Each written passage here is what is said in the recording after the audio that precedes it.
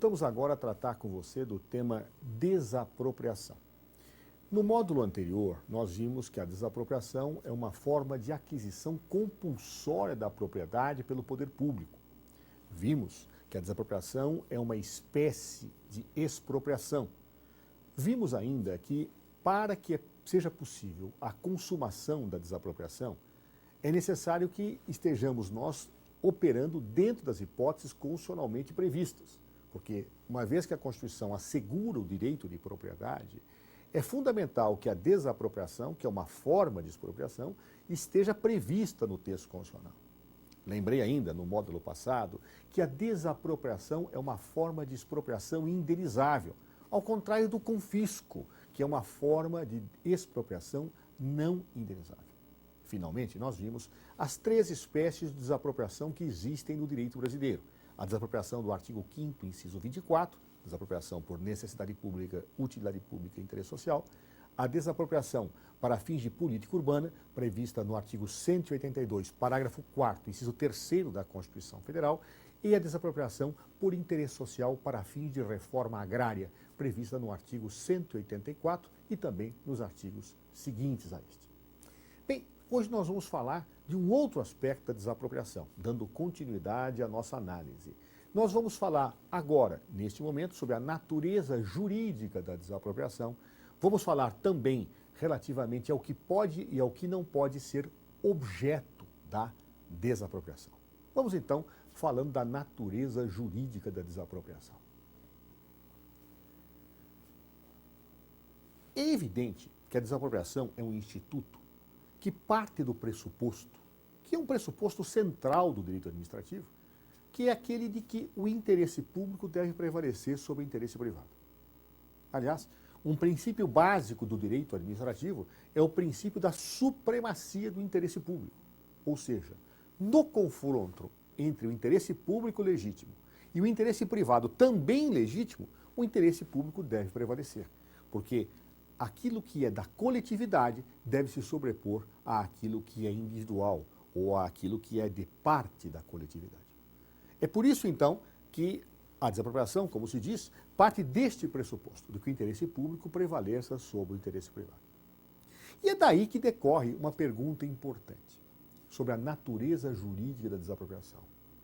A desapropriação é uma forma de aquisição de bens, mas ela é uma forma de aquisição de bens a título originário ou a título derivado. Vamos lembrar deste conceito básico. Quando que eu tenho uma forma de aquisição a título originário? Quando alguém adquire um bem sem que esta aquisição tenha qualquer relação de pertinência com a anterior situação jurídica de domínio, de propriedade do bem, ele é uma forma de aquisição a título originário. Ou seja, o novo proprietário, aquele que adquire a propriedade, a adquire por fato próprio, por fato que não guarda nenhuma relação com o título de propriedade anteriormente existente sobre o imóvel. Exemplo claro de forma de aquisição a título originário, como nós estudamos no direito privado, no direito civil, é a uso capião. A uso capião é efetivamente uma forma de aquisição da propriedade a título originário. Por quê? Porque os direitos daquele que adquiriu pela uso capião não derivam, não decorrem do anterior título de propriedade que incide sobre o bem. Ao contrário, o que eu tenho é, uma vez se verificando os requisitos que a lei coloca, inclusive de lapso temporal no exercício da posse, por fato próprio, que independe da vontade do proprietário anterior ou de qualquer situação derivada do título de propriedade anterior, a pessoa adquire o bem por uso capião. Portanto, é uma forma de aquisição a título originário, onde há uma ruptura entre o novo direito de propriedade e o antigo direito que incidia sobre o bem. É exatamente nisto que difere a forma de aquisição a título originário da forma de aquisição a título derivado. A forma de aquisição a título derivado é, efetivamente, uma situação onde o adquirente da propriedade tem os seus direitos firmados agora sobre o bem em decorrência do anterior título de propriedade que incidia sobre o imóvel. Ou seja, o direito de propriedade que agora nasce deriva do anterior. Exemplo evidente é a compra e venda do bem.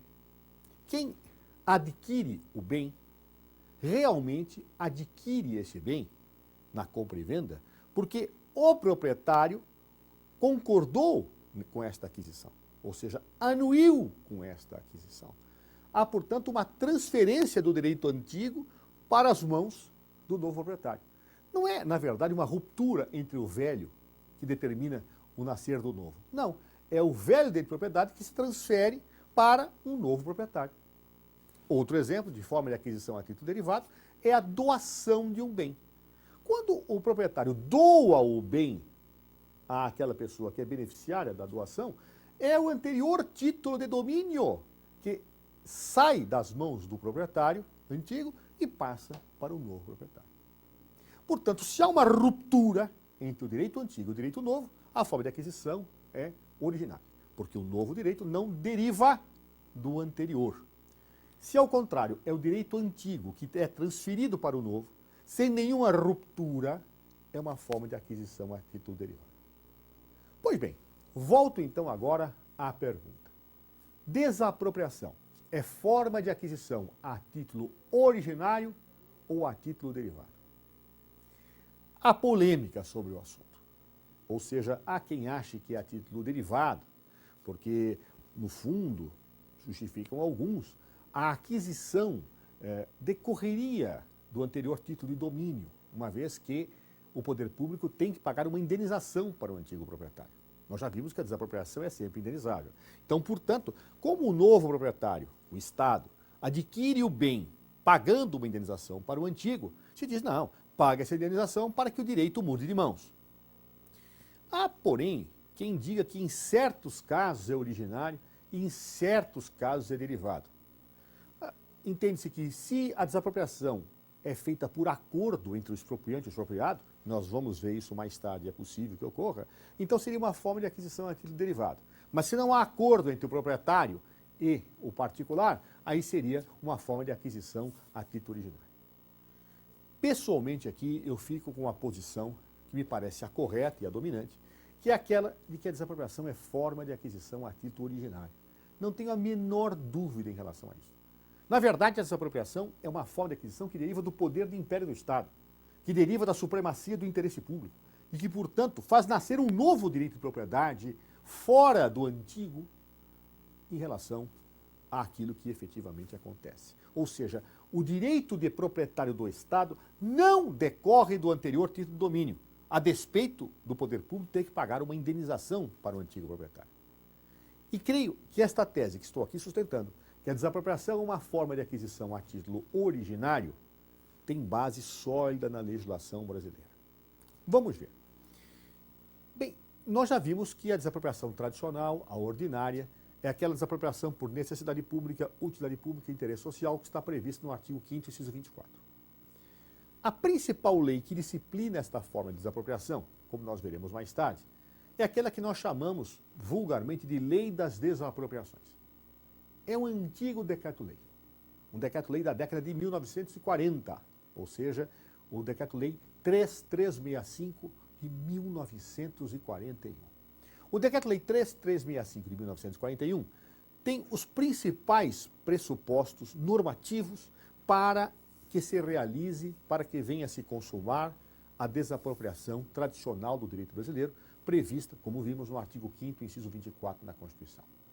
Vejam que este decreto-lei claramente assume a tese que a desapropriação é uma forma de aquisição a título originário. Querem ver?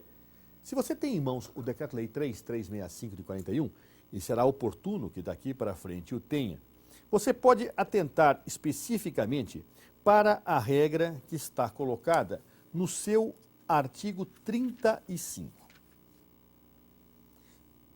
Veja o que diz o artigo 35, eu vou ler para vocês. Os bens expropriados, uma vez incorporados à fazenda pública, não podem ser objeto de reivindicação, ainda que fundada em nulidade do processo de desapropriação. qualquer ação julgada procedente resolver-se-á em perdas e danos. O que está dizendo esse dispositivo do Decreto-Lei 3365, artigo 35?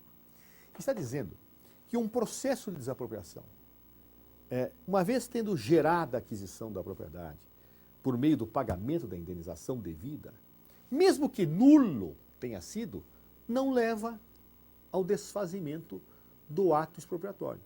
Ou seja, mesmo que nulo o processo de desapropriação, mesmo que consumada a desapropriação, eu tenho que não se pode desconstituir a propriedade feita pelo poder público. Né? As questões que porventura decorram dessa nulidade devem se resolver em perdas e danos. É o que diz a lei. E é claro que seja assim. Imagine o poder público desapropriando um bem para fazer uma represa, por exemplo. E após a desapropriação, paga a indenização, se faz a represa e se consegue depois, no judiciário, demonstrar a nulidade do processo expropriatório. Seria um absurdo para o interesse público eu tivesse que desfazer a represa para devolver o bem para o expropriado. Então, portanto, se diz que, olha, mesmo que nulo o processo expropriatório, uma vez consumado, não há como efetivamente se possa desfazer a desapropriação. Bem, e daí? Daí vem uma consequência importantíssima para a qual eu chamo a atenção. Na desapropriação, imagine a hipótese. Eu desaproprio e, por um equívoco, se paga ao final do processo a indenização para alguém que não era proprietário. Ou seja, pagou-se a indenização para quem não era proprietário. Há, como se costuma dizer em doutrina, uma autêntica aquisição a non domino. Uma aquisição feita mediante uma contraprestação indenizatória a quem não é proprietário. Como se deve equacionar uma situação dessa natureza? A lei é clara. O artigo 35 é claríssimo. Mesmo que paga a indenização a quem não era proprietário, a desapropriação vale. E a questão deverá se resolver por perdas e danos. Ora, se eu pagando uma indenização para quem não é proprietário, mesmo assim adquiro o direito, parece evidente que o direito que nasce para o Estado não decorreu do direito do antigo proprietário. Porque foi um terceiro, alguém que não era proprietário, que recebeu a indenização. Eu paguei errado, paguei para um outro, e mesmo assim a desapropriação é feita. Ou seja, o direito que nasceu agora não decorreu do direito do antigo proprietário. Porque este sequer recebeu a indenização. Decorreu do quê? De um fato novo. Decorreu do poder de império do Estado. A aquisição a non domino na desapropriação vale. Esta é a prova cabal, manifesta e irretorquível de que realmente a desapropriação é uma forma de aquisição a título originário. Vamos ver agora o segundo dispositivo, que a meu ver também demonstra esta tese. Vejam lá a regra que está aqui contida no próprio artigo 31 do Decreto-Lei 3365 de 1941. Você que tem a lei em mãos, lerá comigo. Lá se diz o seguinte: ficam subrogados no preço, que preço? No preço da indenização paga pelo poder público, quaisquer ônus ou direitos que recaiam sobre o bem expropriado. Ou seja, consumada a desapropriação e paga a indenização, os ônus e direitos que recaíam sobre o bem, portanto, se são ônus ou direitos que recaem sobre o bem, são ônus reais ou direitos reais, ficam subrogados no preço. Ou seja, nós sabemos que uma das características dos ônus e dos direitos reais é a aderência, ou seja, eles aderem ao bem. O direito que é transferido para alguém, ele tem nele os direitos reais, porque eles têm a ver com aquela situação específica do bem, independentemente das mãos de quem aquele direito esteja naquele momento. Ou seja, numa compra e venda, numa forma de aquisição daquele derivado, os direitos reais grudam, digamos assim, no direito transferido. Mas na desapropriação, não. Na desapropriação, eu tenho uma situação de ruptura. Eu tenho uma situação onde o direito de propriedade que passa a ser adquirido pelo poder público, ele vem limpo, vem absolutamente limpo de ônus ou direitos reais existentes.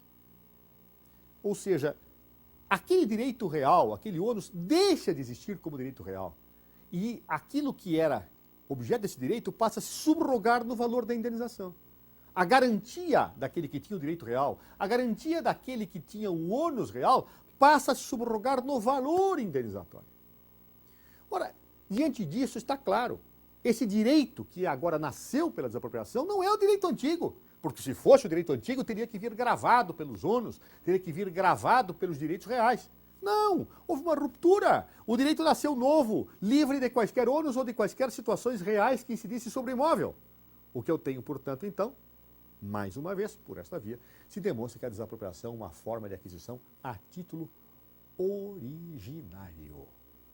Portanto, não resta dúvida, a meu ver, pela legislação brasileira, a tese de que a desapropriação é uma forma de aquisição a título ordinário está perfeitamente identificada. Ressalva final. Atenção para a regra que também está colocada no artigo 26 do Decreto-Lei 3365 de 1941. Apenas a título de um comentário en passant, de passagem. Veja, o artigo 26 caput diz o seguinte: no valor da indenização, que será contemporâneo da avaliação, não se excluirão direitos de terceiros contra o expropriado. Ou seja, combinando-se o caput do artigo 26 com o artigo 31. Quando forem ônus ou direitos reais, esses direitos e ônus reais passam a se subrogar no valor da indenização. Mas quando forem direitos pessoais, que porventura incidam em relação àquela situação do objeto da desapropriação, tudo se resolverá por via de ação própria, não se discutindo direitos de terceiros numa eventual ação de desapropriação. Direitos reais, ônus reais, subrogam no valor. Direitos pessoais que porventura possam incidir em relação àquela questão se resolvem por via de ação própria. E com isso, então, estudamos este aspecto da desapropriação. Afirmo, embora isso é controversa, que ela é forma de aquisição a título originário. No próximo módulo, falaremos agora, em seguida, dos bens que são suscetíveis de desapropriação.